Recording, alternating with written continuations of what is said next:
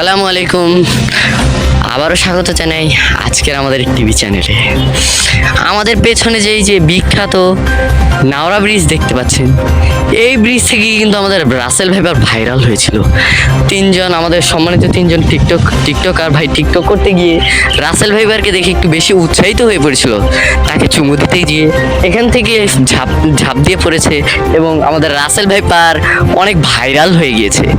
এই সেই নাওরা ব্রিজ, যার নাম দেওয়া দরকার চুমাচুমি রাসেল ভাইপার ব্রিজ। আজ আমি আপনাদের মাঝে আমাদের চ্যানেলকে পরিচিত করাবো। আমাদের সাথেই থাকবেন দেশের যাবতীয় খবর জানতে আমাদের ইউটিউব চ্যানেল বদনা ইউটিউব টিভি। আমাদের এই চ্যানেলের সাথে থাকুন, দেশের যাবতীয় খবরাখবর আমরাই আপনাদেরকে জানিয়ে দেব। আসসালামু আলাইকুম।